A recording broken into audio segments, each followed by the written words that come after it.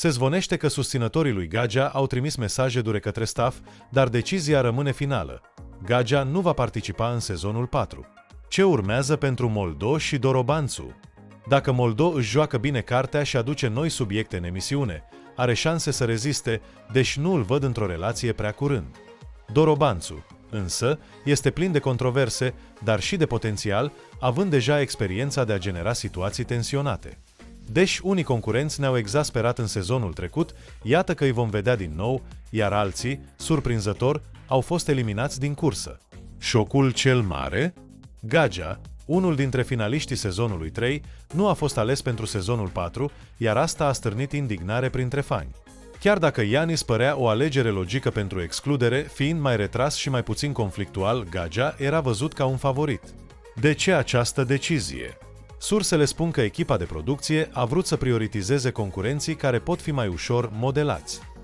Este evident că Moldo și Dorobanțu sunt văzuți drept pioni strategici. La fete, Yasmina și Chris vor încerca să-și găsească parteneri printre băieții noi. Chris, cu experiența sa din sezoanele anterioare, este pregătită să-și joace cărțile. În schimb, Yasmina ar putea avea un parcurs dificil, mai ales dacă se menține regulile stricte promise pentru acest sezon. Cine intră în noul sezon? Surprize și controverse despre concurenți. Moldo, cunoscut pentru abilitatea lui de a menține conversația vie și pentru umorul său, va fi probabil o piesă centrală în dinamica sezonului. Dorobanțu, însă, este deja sub lupă, mai ales datorită presupuselor conexiuni cu echipa de producție. Se zvonește chiar că ar fi fost favorizat și că, poate, ar putea fi câștigătorul predestinat al sezonului.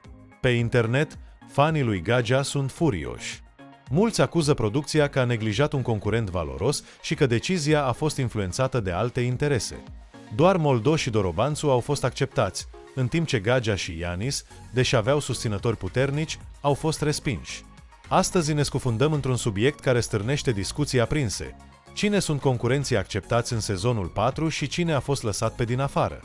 Rămâneți aproape pentru detalii exclusive despre favoriți, surprize și motivele din spatele deciziilor neașteptate. Comunitatea noastră este una de top și datorită vouă continuăm să creștem. Vă mulțumesc pentru susținere. Ne vedem în următorul video. Aștept comentariile voastre. Dragilor, nu uitați să dați un like, să distribuiți acest vlog și să vă abonați pentru a rămâne la curent cu toate noutățile. Acum, vreau să aflu părerea voastră. Este corect ce s-a întâmplat? Ce părere aveți despre concurenții acceptați? În concluzie, dragi prieteni, iată ce știm. Concurenții acceptați sunt Yasmina, Chris, Moldo și Dorobanțu, în timp ce Gagea, în ciuda susținerii masive, a fost respins.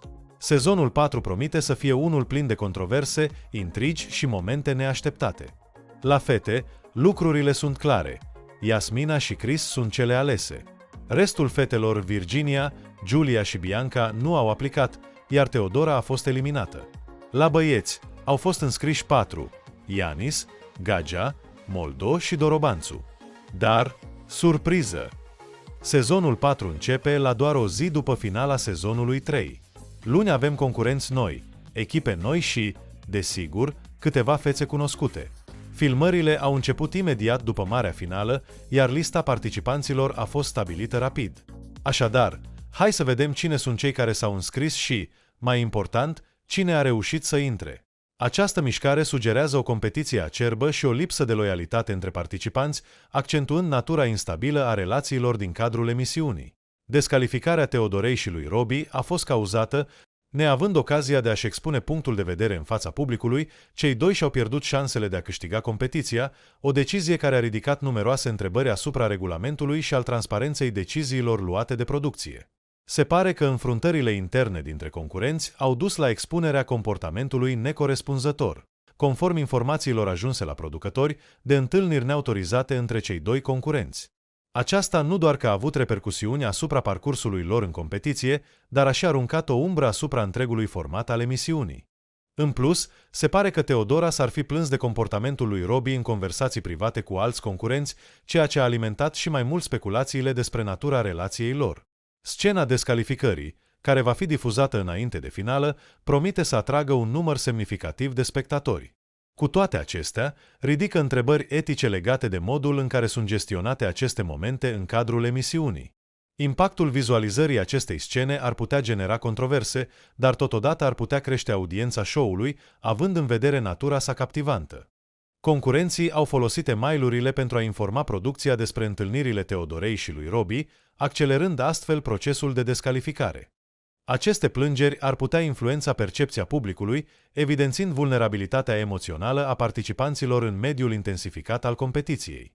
Această varietate de perspective sugerează că scandalurile din reality show-uri pot avea un impact semnificativ asupra imaginii participanților și a modului în care sunt percepute deciziile de către public. Acest incident subliniază vulnerabilitatea emoțională și fragilitatea relațiilor în reality show-uri, unde dinamica se poate schimba rapid.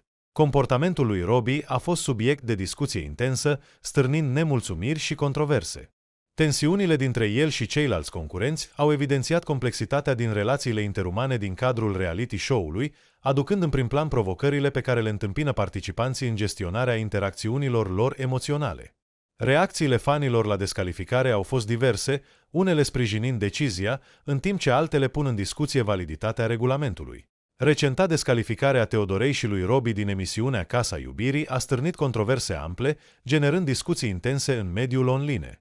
Motivarea acestei decizii, care a fost percepută ca fiind neașteptată, implică întâlniri substanțiale dintre concurenți în afara show-ului, ceea ce revelă fragilitatea relațiilor din acest format de reality. În concluzie, scandalul din Casa Iubirii ne amintește că în spatele camerei și a luminii reflectoarelor, concurenții sunt expuși unor provocări emoționale și sociale care pot influența profund cursul competiției și percepția publicului.